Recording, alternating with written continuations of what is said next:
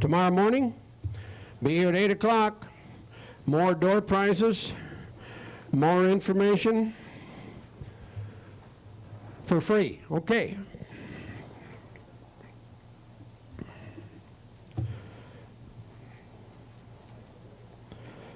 Dr. Randall Eaton spoke for us the first time in Houston in our winter conference and brought, again, as much information as he could in the hour available. Of course, his research goes back 20, 30 years or more as well. And I put in a title that I'm not sure that he wants to stick to today, because I want him to cover as much as he thinks is appropriate for this time, and then the rest he can get into in his workshop. You will have a workshop? Yes, sir. Okay. And that will be offered tonight. So you've read a good, I think, a good summary of Dr. Randall Eaton in your program. It is not required for me to read it to you again. Only thing we want to do is put your hands together, take them apart rapidly for a few times, and welcome Dr. Randall Eaton with us this afternoon from Enterprise, Oregon. Thank you. Can you hear me? Yes. Okay. When I was at the Global Science, is it too loud? Is it resonating between here and there? A little bit. When I was in Houston, Eunice from Omaha attended my workshop, and she handed me a book called The Life and Teaching of the Masters of the Far East. How many here have ever read that book? Well, all right. Isn't that great? Do you remember what Spalding said according to the research they did on what sounds certain words did to the frequency of the human body? Do you remember? Which were the two highest words? Do you remember that? In terms of elevating our frequency when we utter those words. Love and God. Let's say love. Love. Love. Love. Let's say God. God. God. God. Thank you. Well, I'm through now. I wanted to give you a couple of announcements. We're starting a project called Fit at Any Age. And for those of you that heard the man talking about Oasis products, I think they're probably great, and we're probably going to use them in our production. What I wanted to do was plant another seed, and that is that I'm convinced that beliefs are the single most important limiting factor in our life. It's the beliefs we hold that limit us. I'm more convinced of that each day of my life. And in our production, we're going to give proof of this when we have Sri Chinmoy. How many people have heard of Sri Chinmoy? He's a 69-year-old Hindu yogi who lives in Flushing, New York now. And he's well known among orthopedic surgeons because he's come before them at their annual meetings and performed feats of strength. He's not exactly a muscle man. In fact, he looks pretty wimpy. He weighs maybe 140 pounds. And I've got a picture of him here sitting on a bench. He doesn't even have his legs flat on the ground. And if you've ever lifted much weight, you realize that he doesn't have much leverage. He's just sitting on a bench. His legs are dangling. And he has two 200-pound dumbbells. And he pushes them over his head. Okay? So our ideas about strength, vitality, fitness, and so on that we hold in our age, we have to reinvestigate. Mine those up to the surface, and just like that book, Life and the Teaching of the Master says, forgive those ideas, those limiting ideas you're holding. Forgive them, tell them to go away. Sri Chinmoy doesn't hold those beliefs. I also want to announce that we have books on the Orca project and our Orca video, which came out this spring at our booth here, in case you want to buy them at a special conference discount. We're also going to put out a tablet of paper after my talk. And to those of you who may be interested in receiving information about future Orca projects back in the Northwest waters or our new studies of dolphins down in Costa Rica, you can come and sign your name down there, and we'll keep you plugged in information-wise. Now, I have a question. What is unique about humanity? What's unique about our species? Let's hear some ideas here. Anybody? What do you think? What? Well, I hadn't thought about that one. That could be. I don't know. What's that? She said opposable thumb. Okay, anybody else? Consciousness? Well, perhaps. I myself haven't spent many years with dolphins and orcas and very convinced that they're very conscious creatures. And I'm convinced elephants are. I've spent wonderful times with studying elephants in Asia. And what I learned about Asian elephants in a hurry was that when I walked up to them, they responded to me differently, precisely because they were conscious of my consciousness of them. Okay? They would kneel to me. They called it puja. That's a Hindi word for prayer. Those elephants would kneel before me, not because I'm something great in their eyes, but simply because I actually saw them for who they are. Sentient, conscious, aware beings. And they honored me that way. See? So I think many animals are conscious. What else? Creative. Creative. Well, good point. There is an elephant who used to live in the Syracuse Zoo who made beautiful artwork. Chimps are known to make artwork.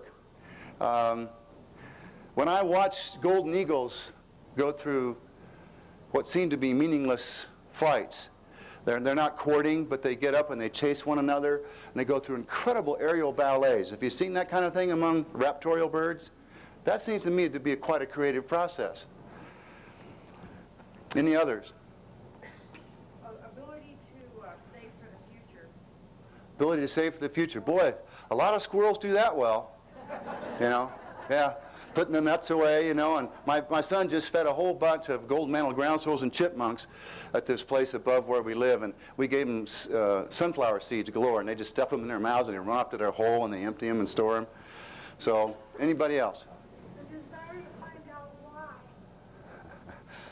why. That could be. It may be that we're the most ignorant species. You know, maybe the rest of them know why, and we need to find out. You could be right about that. Well, there's been a lot of speculations on this subject, and almost every philosopher you read will try to posit something unique about humans as opposed to other creatures. I'm not satisfied that any of them have been right to date. What I am convinced of is that we can at least say about humans that what is unique about us is that we dominate all life forms on the planet Earth. We're the dominant creature. When we walk through a landscape, the organisms that are there yield to us. There's a few exceptions here and there in the world, but not many. Okay? We're the dominant. We're the big guys. We're the bullies. And we didn't get here by being nice guys.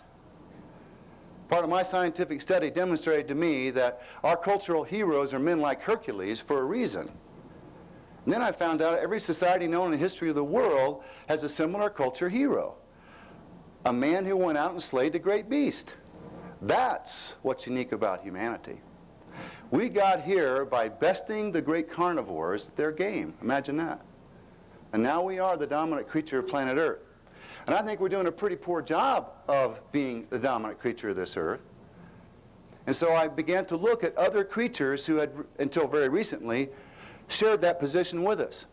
And there's only three others: lion, wolf, and orca whale. Now, if you start comparing the behavior of humans, lions, wolves, and orcas, you find some interesting facts. Three of those species make war regularly: lions, wolves, and humans. Exactly. Orcas don't. Why don't they? Every high-ranking predator in the world that we've studied now, and we've studied most of them in pretty great detail for several decades, is known to go out and kill its own kind. Competing for females, territorial defense, fighting for food, whatever it is. But orca whales are the exception. They rule the oceans of the world. They can kill blue whales, the largest creature to ever live on this planet. They can catch ducks in flight. They're known to kill virtually anything in and around the sea with ease, but they don't kill one another. Now, biologically and ecologically, there's no explanation for that fact. It's a total puzzle.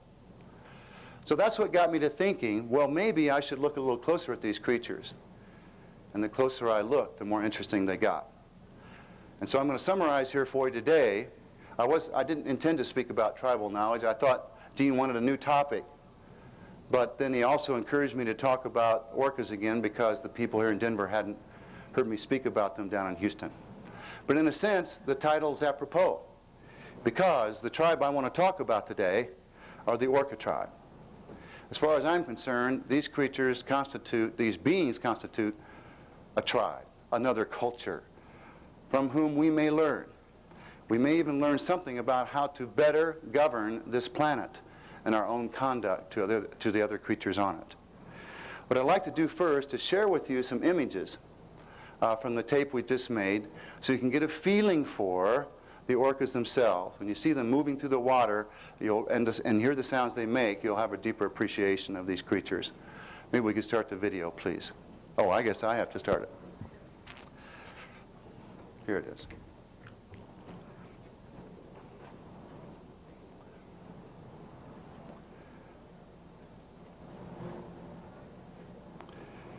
Sure I do.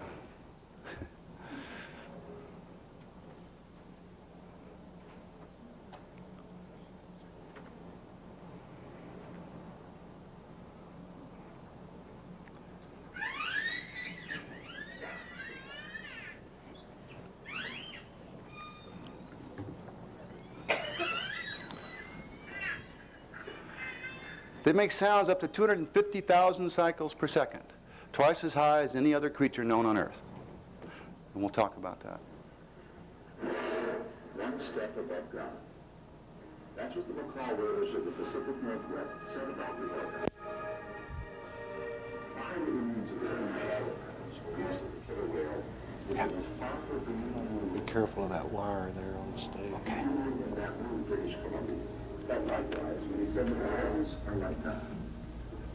An Eskimo said the orca is the soul of man. Can you hear that? Okay. Was the lemur of the deep sea. As Mary Snyder said, every culture and every orca feels the same.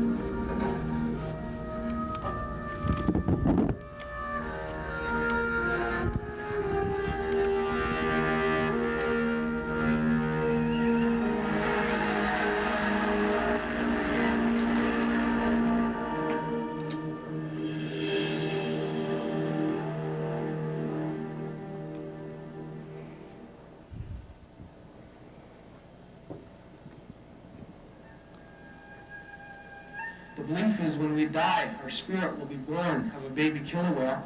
We will live the life of the killer whale, and when the killer whale dies, our spirit will be released to the everlasting potlatch, or our heaven. The Margano, you always see usually a human face incorporated into the design of the carving. And that's symbolizing the afterlife of the hunters, the sea hunters in old, or in my belief, the hunters of nowadays. When we die, our spirits will be released and we will go into the domain or the life of the Margano for a short period.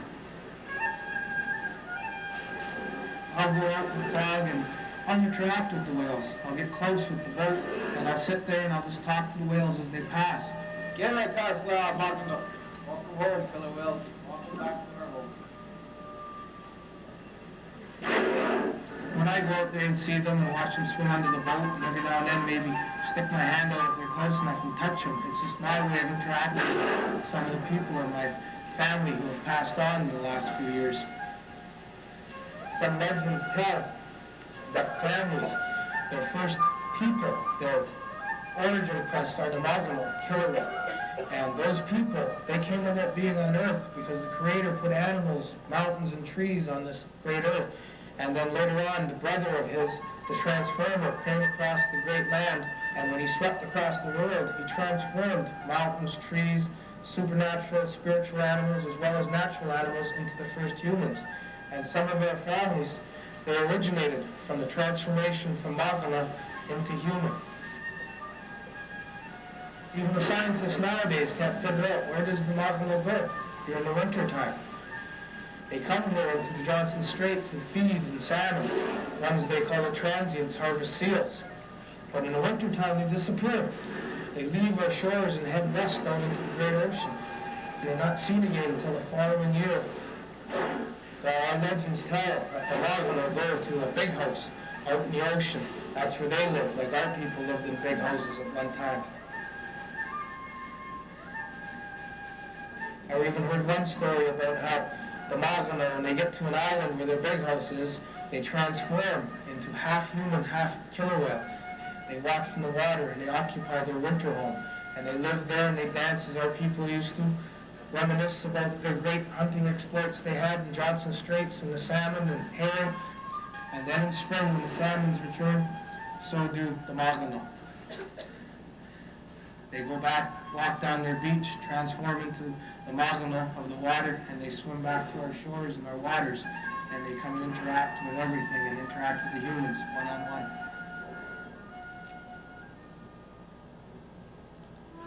Scientific mythology about the orca isn't much different.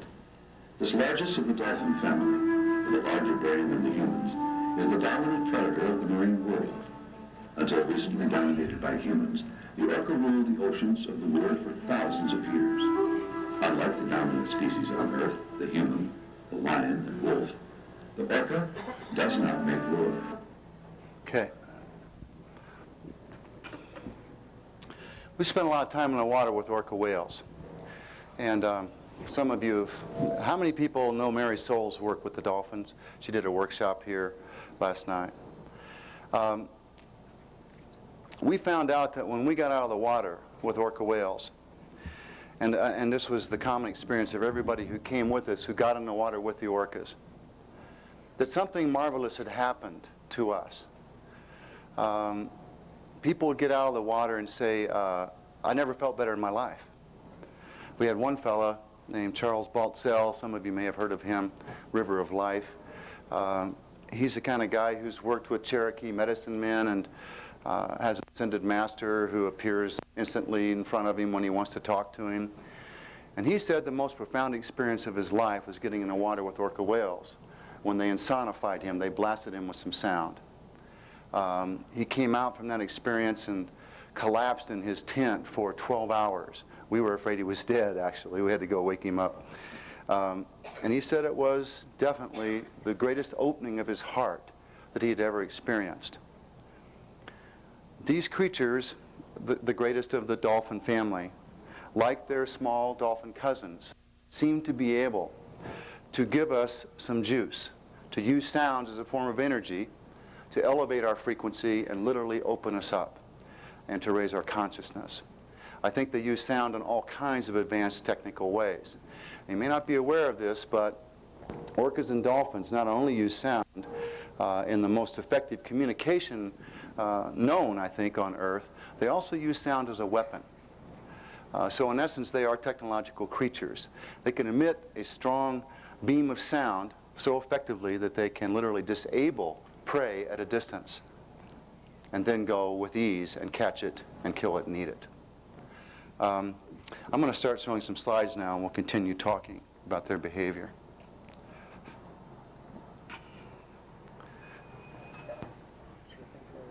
Okay.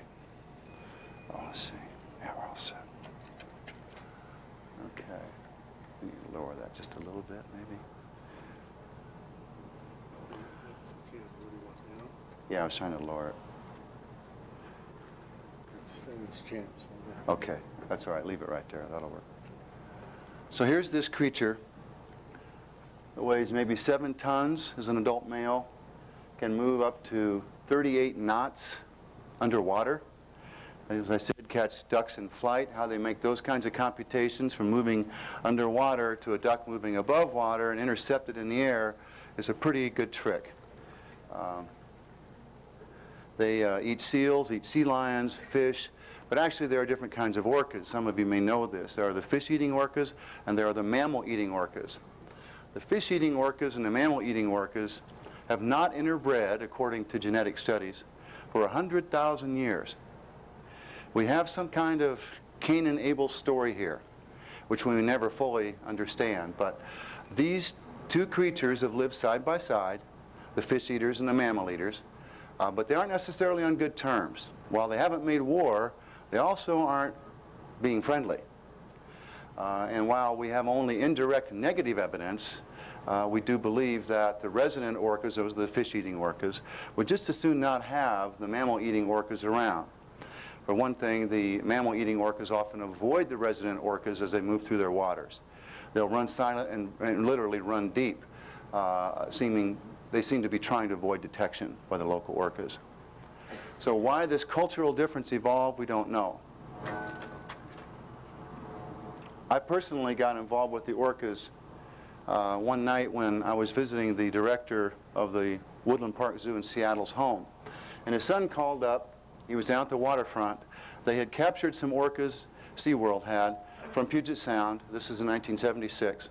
And they wanted to take those two orcas, they wanted to take those two orcas back to one of the SeaWorld parks. Well, the people led by the Evergreen State College whale hippies protested vehemently against the removal of any more orcas from Puget Sound, and probably rightly so, because in a 10-year period they had reduced the population possibly by 50% just for the removal of orcas for captivity. And so the people protested, and those orcas did not get sent out of Puget Sound. They were, however, taken to the San Juan Islands. I came down that night before they were put on the boat and carried up to the San Juan Islands, where they were held in a cove, as you see here, for a month, and they had radio transmitters put on them, and they were released. What I saw that night on the dock really shocked me. Here was an adult female orca with a young adolescent male orca, and they were in a pool. They'd been there for several days with some white-sided porpoises. Now those porpoises, and these were mammal-eating orcas, by the way, those porpoises were perfectly vulnerable to the orcas. Why, I ask myself, having studied large carnivores for 10 years around the world, why were these porpoises safe in that pool? You wouldn't take a couple of impala and put them in a cage with 2 wild lions and expect them to be alive the next day. And here are these porpoises had been swimming with the orcas for a week. That was my first question mark. This was the beginning of many question marks. As the night went on, it got more interesting. They lowered a contraption. Actually, it's the same contraption you see here on the cable. There's a great big looped canvas container there, basically, that the orca's in now. And they had lowered that into the water, and I thought to myself, how do you get a full-grown wild predator that's never before had contact with people until a few days ago? How do you get that creature into that contraption to lift it up so that you can then put it out and lower it on the boat, lift it out of the pool and put it onto the boat? Well, I mean, you can't force it. You can't, I don't think under these circumstances, entice it. And yet when they laid that canvas down, the female swam into place. She understood perfectly what they wanted her to do. And she laid in the canvas and they lifted her up. Well, then the cable broke when she was about 8 feet above the water. And the water was quite shallow at that time because they'd lowered it to make it easier to load up the orcas. And she hit the bottom of the pool with her abdomen, her soft abdomen. And certainly it must have hurt. And then I thought to myself, well, now what are they going to do? They're not going to get her in there now. But within 30 minutes, on her own, she swam back in that canvas lift, and they lifted her up safely this time and got her on the back of the boat. Those few observations began to jangle my ganglia in a hurry, okay? Because I couldn't figure out what was going on here, and it became a great odyssey. The next morning I was there waiting when the orcas arrived in San Juan Island. And what happened during that month really impacted my life profoundly. While we had the orcas there, they of course could have killed us with ease had they wanted to, but they never so much as raised a fluke to us or threatened us with a mouth gape with their teeth. That fellow right there could easily get picked off if those orcas wanted to grab him. I mean, they can jump up on beaches and grab sea lions and pull them back in the water. But about 2 weeks into this study, before we released them back in the wild with the radio transmitters, I was laying on a rock watching the orcas and recording everything they did, sound recording all their vocalizations and filming them during daylight hours. They came suddenly, very slowly, around towards this rock I was lying upon, and I was the only person there at that time, which is the first time in 2 weeks that I was alone with them. They rolled up on their sides, and they got their eye above water, their right eyes, and there was one right behind the other. They were moving so slow you could barely see that they were moving. And they were only maybe 5 feet away from me, possibly 4. And there was the eye, and they were staring me right in the eye. And at that moment, I realized I'd never read a John Lilly book at this point in my life. Okay? I had never taken any LSD. Okay? I was a straight-nosed behavioral scientist with a great curiosity about these creatures. At that point, they communicated to me telepathically and said something very simple. We know what you're doing and it's okay. That was all. But I fell over backwards.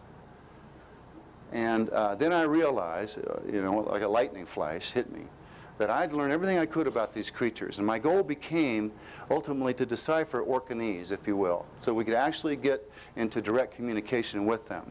Over the years, I changed that goal because I thought to myself, if we could actually achieve that, we might in fact further corrupt these creatures and their small cousins. I did develop, I think, what is the, a theory for the evolution of their communication system. But frankly, I've also come to the conclusion that we can communicate with orcas and dolphins in many ways. We don't have to do it understanding Orcanese or Delphinese. When the day came that they wanted to get the young male, he's the one with the droopy fin in the foreground, they wanted to get him up on the shore so they could strand him and then put a radio transmitter on his fin. It got very interesting again. Their idea was that they simply got a couple of divers in the water with a net between them and swam towards the orca, that the orca might go ahead and be afraid of the net, because that's one thing orcas definitely fear, because they sometimes drown in nets. So they figured, we'll swim toward him with the net, and that'll frighten him, and he'll go up on strand himself, and then we can put the radio transmitter on. Well, before they even got in the water, that's what they're preparing to do now, the young male stranded himself. These are the kind of observations that I watched again and again and again. And I began to realize that what almost any good dolphin trainer or good marine mammal veterinarian will tell you, they anticipate what we expect them to do. And they often conform with our wishes. So there he is, all cooperative. It's the lowest low tide of the year. There came a point when one of those marine veterinarians, mammal veterinarians, took a needle the size of my small finger, a 20-gauge needle, about the size of a knitting needle, and injected it in that animal's body to remove tissue samples for some paper he was going to write on physiological normals of orca whales. And he put it 8 inches into his body. The orca screamed at that point. Now, we've never heard that sound come from orca whales before or since that particular event. It's the only time we've ever sound recorded what we describe as a scream. And we played it back to people and asked them what they thought it was. And of course, they were naive about the origin of it. And they said, well, it sounds like a woman screaming, which is exactly what it did sound like. Their normal vocalizations don't sound anything like a person screaming. Did that orca feel pain? Well, certainly it did. But believe it or not, 4 years after that photo was taken, there was a meeting at the Smithsonian Institute, and I helped organize it with some protest, called The Behavior and Intelligence of Cetaceans and the Ethics of Killing Them. And in that discussion, and it actually became a very important conference for the preservation of whales and dolphins, but in that conference, a very important one, they had a whole panel session on whether or not these creatures feel pain. They only have the most finely innervated skin known on Earth. Why wouldn't they, you know? Now, if you raise animals from an early age, of course, they will be tame. That's what tame means. You can handle them. Even though my son handled a wild golden-mantled ground squirrel 4 days ago, that's extremely rare that you can actually take a wild animal and touch it, unless you raise it from an early age. And yet, we don't ever stop and ask what's going on. I've raised many different species, including lions. We rarely ask what's going on with dolphins and orcas. The fact is that they're defying all the behavioral rules that we've invented as scientists for how animals ought to behave. The fact that you can go out and catch a dolphin and touch it in the same day, or ride an orca a few days after you brought it in from the wild and put it into an aquarium, is an absolute phenomenon from a behavioral perspective. It defies everything we think we know, unless, of course, these creatures are operating from a different level of consciousness, which I believe they are. We went to the Vancouver Aquarium in the early days of our inquiries, and before we got involved with the wild populations. While we were there, oh, sorry. Okay. While we were there, a student asked us, this is our first day at the aquarium, this picture you're looking at. One of my students from Evergreen State College, Candy Carrier, said, do you think that animals can communicate with us telepathically? Well, I'd had a lot of experiences already with the orcas that convinced me that sure, it's possible. But I thought to myself, you know, I want to approach this from an experimental point of view. They've already getting indoctrinated by their teachers. And it's that same old story, you know, we humans can do this. Of course, they don't even recognize that humans can do telepathy. But anyway, what I wanted to do was convince them of the possibility. So I said, let's test it. So I said, here's what we're going to do. There was 5 of us all together. We're all going to sit down on the edge of this pool, and we're going to go to the opposite side of the pool. There was a big female in the pool named Scanna, who's now dead, but she was a great ambassador for the Orca Nation to us. I said, I want you to go to the opposite side of the pool, sit down, fold your legs in a kind of lotus posture, close your eyes, count to 100 slowly, and we'll see what happens. Then get up after you count and come back. So the first student went over and did that. Scanna, meanwhile, stayed right here with the other 4 of us. Now realize none of us have ever interacted with Scanna before. This is our first exposure to her. We've never fed her, we've never touched her, nothing like that. The second student went and did the same thing. Scanna stayed right here with the other 4 people. Then that person got up and came back. I was third, but I cheated. I went over and sat down, but rather than counting to 100 silently in my mind, I said, Scanna, I did this quietly now, Scanna, if you can hear me, my thoughts, come to me now. Well, within 4 seconds, Scanna had crossed the pool, and her head was up out of the water, pointed right at my third eye. She was dripping water on me. So do you think she heard me? Well, anyway, we continued the experiment. I came back and the student said, what'd you do? How'd that happen? I said, now wait a minute. So the 4th person went, and then the 5th person, and nothing happened again. And I explained to him what I had done. And that was all we did that day, but it helped to open, to create an edifice against these attitudes that we hold about animals and humans and what's possible. Several years later, I came back to the Vancouver Aquarium. I had never really interacted with a young male there who's still there now. In fact, he's lived longer in captivity, I believe, than any other orca whale. His name was Hyak. Hyak had been living alone because Scanna, his pool mate, had died. And in the meanwhile, I had gotten started on my great love affair with wild orcas, and I really didn't fancy coming back to aquariums. Now, aquariums have done wonders for orca whales, don't mistake me.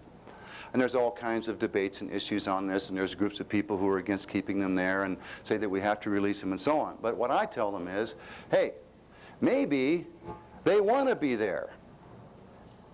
Maybe they would be dead if they didn't want to be in an aquarium. You see what I mean? Dolphins can check out that fast, and they do. I mean, they can die in a moment. It doesn't take them minutes, hours, or days. When they want to die, bingo, they're gone. Well, I wasn't too excited about seeing any more orcas in captivity because I know how bored they are, which is also a measure of how committed they are, in my opinion, to doing what they can to engender our friendship. I believe that orcas in captivity know perfectly well what they're doing there. And part of my evidence for this comes from the very first orca captured. Do you remember his name? Namu. Ted Griffin caught him way back in '65. His men went to British Columbia when a fishing boat had happened to net a small calf. And that's what he wanted for his aquarium at the Seattle waterfront. He arrived there the next morning. When he arrived the next morning, when the men told him, he said, "We hope you appreciate what a fine animal this is, Ted." He says, "What do you mean?" And they explained what happened during the night. What happened during the night was a big bull came to this net where the small calf was captured. He entered that net and guided the calf out. The first question you ought to ask is, well, then why didn't he follow the calf? Why did he stay there? The point is, he did stay there. Obviously, he knew the way out. Secondly, during the night, when the tide went out, the net got caught on rocks, and it didn't come back up for a whole tidal cycle. That male that we ended up calling Namu could have escaped for several hours' time, but he did not. He was totally free to go. So Ted said to him, "Well, what'd you do?" And they said, "We talked to him."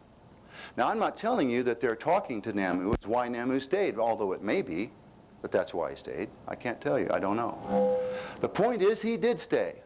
And then twice after they floated him down this great contraption to Seattle and held him in Budd Inlet across from the city, twice there, big logs came through his net in this cove, and he swam free into Puget Sound. He could have left. He was ready to go. But did he? No. He turned around, came back inside the torn net, and waited while they repaired it. So I'm asking you, who captured whom? Namu captured our hearts. In 1965, we were still killing orca whales in Seattle, in Washington State, for $50 bounty. It all changed as soon as Namu came into our life, didn't it? So they've gone from being vermin, if you will, in 1965, to guess who is the most popular creature on the planet Earth today? Orca whales. And Namu started it all. And for all I can tell, he got himself into our world. Do they know what they're doing? You bet they do. So here's Hayek. He's been in captivity now, gosh, I don't know, now he's over 30 years. At this time when this picture was taken, he'd been 15 years. And now he's been in that pool for 3 years or so, all alone, with no other orcas, entertaining people day in and day out.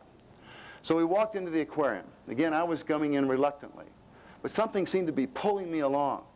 And there he was, looking out through the underwater window. And without thought, and this is one of the experiences in my life that leads me to state the greatest things I ever did, I never did. Meaning that when we let go and we can get this conscious mind out of the way, there's a great power that we're connected to that moves within us, and it moves with perfection. I walked up to this glass and I put my hands and my head and my heart against it. No planning here, no forethought. It just happened. It was spontaneous. He flattened his head, literally pushed it, the top of it, around the glass, and it took up a space about like that. So his head was around my body with nothing but glass between us. And we were in a state of communion. That went on for almost 20 minutes. And during this time, I was basically crying, saying to him, I'm sorry. I'm sorry about your loneliness. I'm sorry Scan is dead. And I could feel his pain, and it was enormous. He was that lonely. But he still did his shows on time. He still entertained everybody at 10 o'clock sharp. But for 1 hour, there we were. He would go up and take a breath, come back down, and we'd be in that state of communion again for another 15 minutes or so. And people would walk by watching this, and many of them would make funny comments. I think they felt nervous. They were touched by it on the one hand, but they were kind of disturbed by it on the other. One little boy said, "He wants to kiss you." That was the only time I looked away. And I turned to him and I said, yes, yes he does. And he did. There was a moment there, the most precious moment in a way for me during this encounter. I visualized my hands caressing him the full length of his body. I opened my eyes and his body undulated in perfect synchrony with my imagined caress.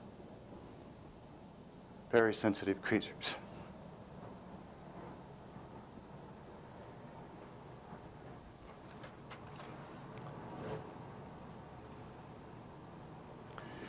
So the scientists, some of them at least, would like to have us believe that all the images that have come down to us from the Chinese and the Greeks and the Arabs even, and the Polynesians and the Micronesians and so on and so forth about dolphins simply aren't so. Some of those scientists would argue that, well, they must have some blind instinct to remove things from the sea, because that must be why they push people to shore. And I said, well, they aren't pushing any old spare tires out there ashore. They must discriminate something between us and all the garbage we throw in the sea. It isn't simply a matter of ridding the sea of some foul human leftovers. There's a Dutch pilot, and there's been many cases, but this is one of the most famous recent ones. A Dutch pilot went down in the Indian Ocean, and a female dolphin came up to his raft, and she pushed him for 6 days to shore. Now that's not some blind instinct. If that were a blind instinct, the creatures that practice such a thing would become extinct. a long time ago. Anybody that wastes 6 days of their time and energy pushing unimportant objects to shore wouldn't survive long in the sea. So tell him that she's operating on blind instinct. No way. They're perfectly conscious of what they're doing, and dolphins have been going out of their way for thousands of years to make friends with human beings. They're the only other species that I know of on the planet Earth that do that besides human beings. We go out of our way to make relationships with wild creatures and to help them in the wild and befriend them and so on. Well, they do too. And they've had all kinds of relationships with us, even sexual, even in contemporary times. And it's not because dolphins, although they are, quote, very horny creatures in a sense, they're very sexual. Orcas aren't. They don't go around showing sexual interest in all kinds of objects like dolphins do. In fact, they only have sex a few times a year.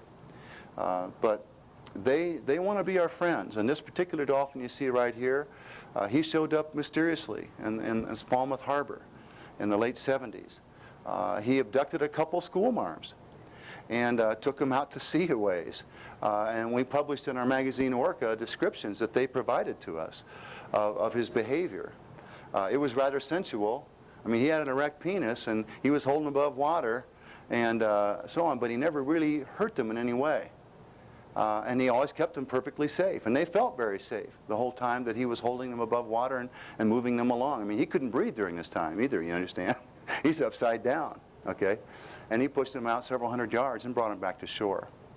But Beaky also made friends with children. He never showed any sexual intentions toward children whatsoever. They could safely play with him, and they did. He took them for rides for free tows. There's a little boy hanging onto the back of Beaky right there, hanging onto his fin. So even the dolphins, when they interact with us, because they'll show sexual behavior almost towards anything. I mean, other fish, you name it, you know, bottoms of boats, especially clear bottom boats where people are looking down through them, you know. They did that to the chairman of the International Whaling Commission, you know, who was convinced that dolphins are just stupid animals, right? And Beaky, when he came to see Beaky, this guy's in England at Cambridge University, he's out there investigating Beaky, and Beaky comes up under his boat, gets an erect penis and rubs it against the bottom while the guy's looking at it. The guy concludes he's a neurotic individual, you know. So but orcas also show some indications of understanding humor or being humorous. A friend of mine, Dr. Simon Cotton, was the first man to take divers out in the South Pacific to swim with wild orca whales. And they were filming all this. There was a point when there were men out in rafts, they encountered a big pod of orcas, and they were shooting all kinds of film, and there were some men in the water and so on. Where the four bull orcas literally stood on their heads in the water. This is all on camera, all got filmed. So they're upside down, their tails are all in the air, and they're side by side with their abdomens facing the camera. And all four at the same moment get enormous erections, okay? And it's all filmed, you see? Now the scientists go, well, what possible function could that serve, you know? That's road rage. Really? When it comes to brains, orcas are very advanced. This is a logarithmic scale that John Lilly developed. And it basically says, this basic assumption is real simple. That is that as bodies get bigger, you don't need proportionally that much more brain matter to operate it. So that's why it's a log scale. But on that log scale, you'll see the dolphins, humans, the beluga. We'll tell you about belugas. They're fascinating.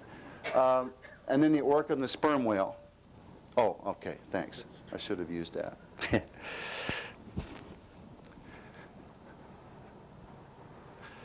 So the largest brain on the planet is the sperm whales, and the orcas is the next. And elephants, as you can see, actually rank fairly high. Not just in terms of absolute brain size, but using this particular scale, even in terms of relative brain size. When you look at the brains, it gets a little more interesting, in my opinion. Yeah, that's right. Press right there. Press here. Yeah. That's all right. I do? Oh, I do. How about that? Look how large the lateral hemispheres of the dolphin brain are. And also look at the cerebellum. Of course, you don't see the human cerebellum down below the optical part of the cerebral cortex, which is right here. But you will see that the lateral development of this brain is enormous, and also the cerebellum is huge. Of course, they're moving through, all the time. They're sort of flying through that water world they live in. We're pretty much walking over a two-dimensional space most of the time. They're not. And so that cerebellum is extremely important. The Navy scientists who wanted to develop a submarine that could move through the water with the ease of a dolphin discovered that dolphins are actually changing the tone of the skin as they move through the water to reduce pressure from the water to their body as they move through it instantaneously, which is one reason perhaps the cerebellum is so very developed. But when it comes to the lateral development of the cerebellum, the cerebrum, that has to do, of course, with sound. And the question of sound production and the use of sound and communication in these creatures is extremely important because of its full implications. They use sonar, of course, and sonar allows them to monitor a world which is virtually, at many times, half the day or so, a world of darkness. So they can use sonar to monitor their world very accurately. It basically involves putting out a beam of sound, which is emitted off the jawbones, created through a series of sinuses in the soft part of the forehead. And from the images, the echo images they get back, they create mental images. And I think that their language, their communication system, is based upon sonar. In the same way that we say wolf to talk about wolves, meaning that the sound the wolf makes is woof. So we began to talk about wolves in terms of woof. It's the whole theory of onomatopoeia, right? And the word lion actually has the same origin. It's the root form of lion is a l. That's the sound a lion makes, okay? So I reasoned this way. If they're using sonar to monitor their world, then they may have a communication system based upon sonar. So they might communicate abbreviated versions of the echoes they get back. Okay? That became my very simple idea about the way they communicate. To understand, however, the efficiency of this communication system, try to understand that, well, the best way to do it is to think about Superman. Imagine that we have the ability, like Superman, to use our eyes to look through one another or through objects. We only rely at this point in time with our vision, which is our primary sense, upon reflections of light. But Superman can see through objects. Now, when these creatures use sonar, they're a little bit like Superman because sound goes through objects in the water. So when they send out a sonic beam, they get reflections back, echoes back, not only of the surface of an object, whether it's a salmon or another whale, or whatever it is, but they also get images from inside. We know from experimental studies on dolphins that dolphins can discriminate between two identical brass balls, the only difference being the size of their hollow centers. In other words, they can look within those brass balls using sonar. So imagine now that, like them and Superman, you can look through other things. Now that's a quantum leap in itself beyond superficial reflections of light. Now then, take it a step further. Imagine you can turn and look in somebody else's eyes and transmit everything you've just seen in an X-ray fashion to that person. That's what I believe they're doing all the time. And the reason the orcas have a sound spectrum, a broadcast, that goes all the way to 250,000 cycles per second, the only possible explanation for that is that they must be transmitting an enormous amount of information in a very brief period of time. Dolphins go up to maybe 125,000 cycles per second, bats to about 100,000. We go up to about 20 or 25. Now, in my mind, one of the greatest experiments ever done with orca whales was sort of done off the cuff, unintentionally, in 1975 when a group was making a film about the orcas in Johnstone Straits in northern British Columbia. They had heard this sound over and over that the orcas made, and you heard it when we first started the video, kind of a... Well, that's the sound you hear most often from orca whales. But again, I don't think they have a linear language at all. It's not anything like ours where we have to keep talking to make sense of what we're trying to say. They communicate in a burst of sound all the information I can possibly communicate in an hour. Okay? What they're doing with that sound, I don't know. What I can tell you is that when the guy on board the boat, who was a sound engineer, tried to imitate it with a synthesizer, he had some very interesting results. Now, with this synthesizer, even to the human ear, they could say that this imitation was clearly an imitation. It did not sound at all like the orcas, like that. But secondly, and this is very, very important, when the orcas make that sound, we're only hearing the lower spectrum of it. It goes and goes and goes and goes and goes, 10 times higher than what we can hear. He could only imitate, you see, up to 20,000 cycles per second, the lower tenth or so of the sound he heard. So when he broadcast that synthesized sound underwater, which he thought was their greeting call, he was missing the whole top end of it. Do you follow me? Okay. So the first time he broadcasted, as the orcas came down the strait, the orcas did the most remarkable thing. They swam to his boat, and into his hydrophone, they made a perfect imitation of his imitation. Yeah. So when I heard that, when I discovered that, I thought, you know, this is a confirmation of exactly what the NASA scientists say we should expect from extraterrestrial life, intelligent extraterrestrial life. We're spending all this money and time. I know that they know all about ETs, but all I'm saying is they're sending in the, you know, the radio frequency of the hydrogen atom into outer space and telling us if anybody out there receives this, they're going to know what that is and figure there must be intelligent life sending it, so we're going to respond by, you know, it's just like encounters of the third kind. Well, guess what? The orcas did it that day. They confirmed that experimental prediction when they imitated the imitation perfectly. They're effectively communicating, we know you're trying to communicate with us, even though you're doing a poor job, and we'd like to communicate with you. Am I right? I think so.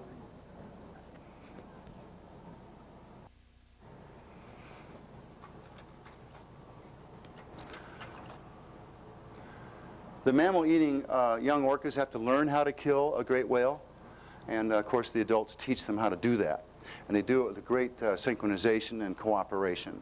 There's a baby blue whale being munched on by these baby orcas. That baby blue whale is 60 feet long. We got 10 minutes? Thank you.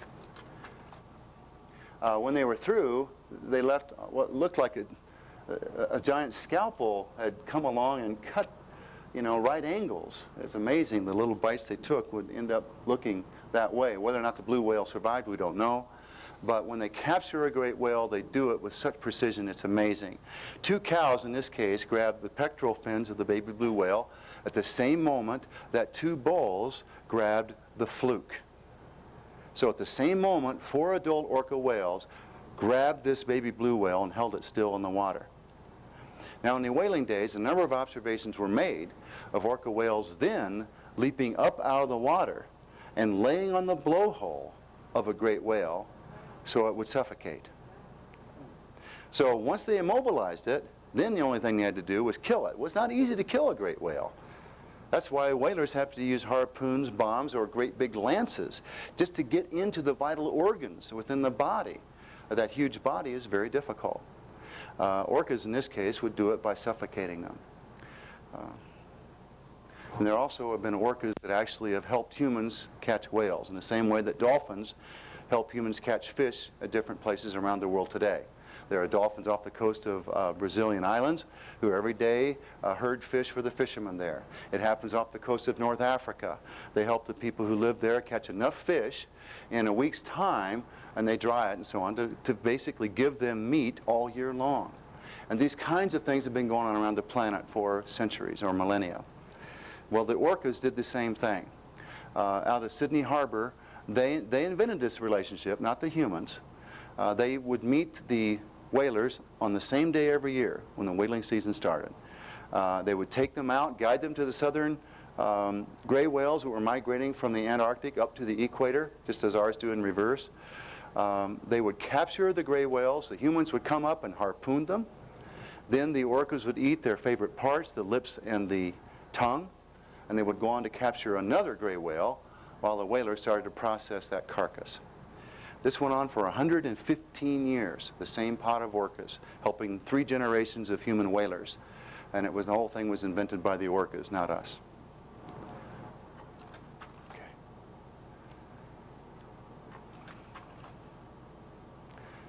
Now, when you put predator and prey together, as I was mentioning early, in the same tank, you might get some unexpected results with orcas, and you do. In this case, the orca is not munching white wing, who's a white-sided dolphin. What she is doing is anticipating the birth of her baby. And when white wing's baby popped out, Scanna lifted that baby to the surface to take its first breath, which is something another dolphin normally would have done for white wing. In this case, the orca helped. Okay, Lugosi. When we were at the Vancouver Aquarium, we discovered the first cetacean known to this day who could imitate human speech in real time, meaning we didn't have to take the tapes and slow them down. Dolphins have often imitated humans. When you hear a squeak like that from a dolphin, it might be Pepsi-Cola. See, it's just such a high frequency that you can't discriminate Pepsi-Cola. But with Lugosi, he was actually greeting thousands of people a day at the Vancouver Aquarium and transmitting his name through that underwater glass. From the melon of his head, he'd push it against the glass and he'd say, Lugosi, Lugosi. That's his name, right? But not only that, he would also make all the gestures associated with human speech while he transmitted this sound through the glass. He doesn't make sound with his throat. He only makes sound from his head up here. But while he's transmitting sound from the soft part of his head through the glass, he's moving his jaws up and down, okay? And he's maintaining eye contact. Then, after he did that a few minutes, he would put his side of his head up against the glass, stop making the sound, stop transmitting them, and stop moving his jaws, but still maintain eye contact, just like the people were doing when they listened to him, okay? When the curator of the aquarium found out that we wanted to study the possibility of Lugosi learning human language, he insisted that no creature is capable of human language, and they ousted us from the aquarium. And then we had an argument in the press about whether or not his accent was Russian or Chinese. The curator thought it was Chinese. We thought it sounded Russian. Anyway, what a story. And he died shortly after this. We were actually teaming up with John Lilly to do a study on Lugosi before he died. Time's up. I'll show you a beautiful shot of northern British Columbia where we did studies on the wild whales. We got to make friends with them here and had the most remarkable encounters. We made friends with one pod in particular, and I'm going to finish with this. Nicola was her name. She's now dead. But we tried everything to make friends with orca whales, particularly sound communication. And one day in a boat, I started yelling her name, and she swam to my boat. And I realized then and there that it was pretty simple. She understood her name. She'd heard many people use it. And it got broadcasted by the boat holes out in the water, and she knew that that was her name that we used for her. Well, one day came, and she came around our camp, and she brought the whole pod with her. And they brought the calves in one at a time. Two cows would bring a calf into shore. The calf would spy hop, come up out of the water and look at us with its eyes, right in next to shore, over and over and over, till it got to see us all very close up while we're jumping and screaming and yelling and very excited. And then the cows would take the calf back, and two more cows would bring another calf in, and the same thing happened, the same ceremonial procedure, until all the calves had seen us close up. And then they left. And I call it a meeting of nations. I believe it was orchestrated, that's a pun, by Nicola, because she wanted the calves of her society to meet a pod of friendly humans. Anyway, thank you very much. Let's love our animal brothers.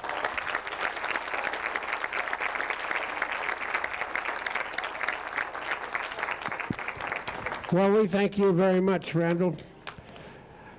And you'd like to have more, I know, but there's more available tonight. Now, would you all please stand and face that way?